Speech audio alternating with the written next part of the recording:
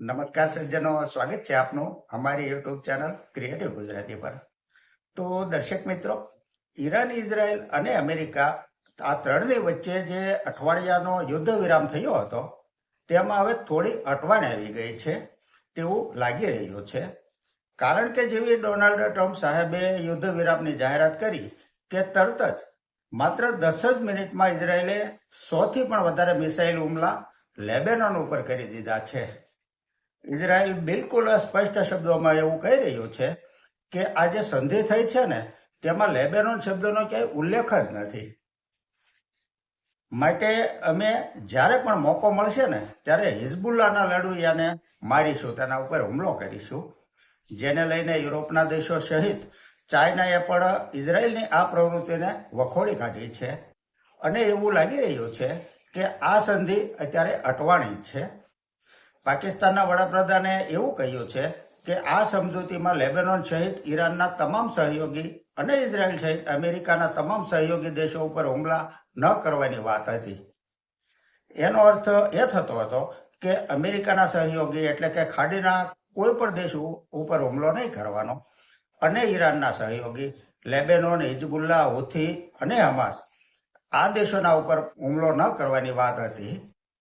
પાકિસ્તાની વડાપ્રધાન શાહબાઝ શરીફે વાત કરી હતી અને તેમના ટ્વીટમાં લેબેનોનનો ખાસ ઉલ્લેખ પણ કર્યો હતો.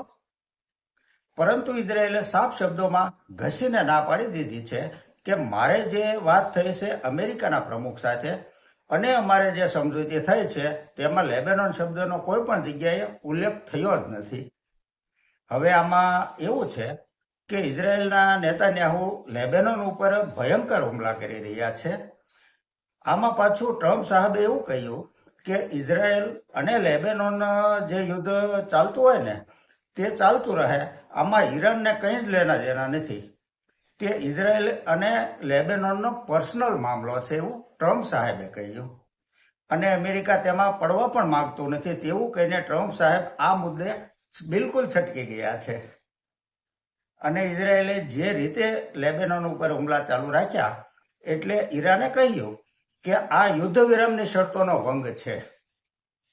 એટલે તરત જ ઈરાને પ્રત્યાઘાતના રૂપમાં હોર્મુઝની ખાડી બંધ કરી દીધી છે. હવે હોર્મુઝની ખાડી બંધ કરી એટલે અમેરિકાએ ઈરાનને કહ્યું, તો ઈરાને કહ્યું કે તમે જો ઇઝરાયેલના હુમલા ન રોકાવી શકતા હો તો હોર્મુઝની ખાડી અમે નહીં ખોલીએ. બીજી એક નવી ઘટના એ ઘટી કે પહેલી વખત સંયુક્ત આરબ અમીરાત દ્વારા કહેવાતો હુમલો ઈરાનની રિફાઇનરી ઉપર થયો છે અને ઈરાનની રિફાઇનરી ઉપર હુમલો થયો એટલે ઈરાને કીધું કે આ પણ યુદ્ધ વિરામનો ભંગ છે. એટલે ઈરાને વળતા હુમલા કરીને સાઉદી અરેબિયા, સંયુક્ત આરબ અમીરાત ઉપર મિસાઇલ અને ડ્રોનના હુમલા કરીને કીધું કે અમારે ત્યાં એક પણ હુમલો થશે તો અમે સામો હુમલો કરીશું.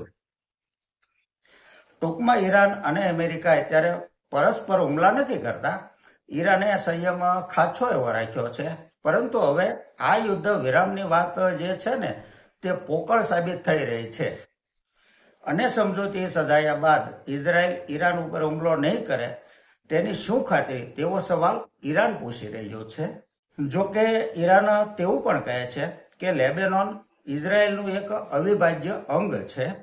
માટે જો લેબેનોન ઉપર હુમલા થશે તો ઈરાન આ સમજૂતીની શરતોને નહીં સ્વીકારે. ઈરાનના રાષ્ટ્રપતિએ તો ત્યાં સુધી કહ્યું છે કે આ પરિસ્થિતિમાં અમેરિકા સાથે મંત્રણાનો કોઈ જ અર્થ નથી. પરંતુ ચીન જેવી મહાસત્તાએ આ મંત્રણા માટે જે માહોલ બનાવ્યો હતો એટલે જ ઈરાન આ મંત્રણા માટે તૈયાર થયું હતું. કુલ મિલા કે વાત અને આખી પરિસ્થિતિનો સાર એટલો જ છે કે આ યુદ્ધ વિરામ પણ ખરા અર્થમાં ભરેલું નાળિયેર તો છે જ અને સાથોસાથ બારેલો અગ્નિ પણ છે અને ધુમાડો નીકળવાનું હજુ ચાલુ પણ છે. તો સજ્જનો, આ સાથે આજની આ ચર્ચા અહીં પૂરી કરીએ છીએ. જો આપને આજની આ ચર્ચા પસંદ આવી હોય તો લાઈક કરજો, શેર કરજો, મારી ચેનલને સબસ્ક્રાઈબ કરજો. નમસ્કાર.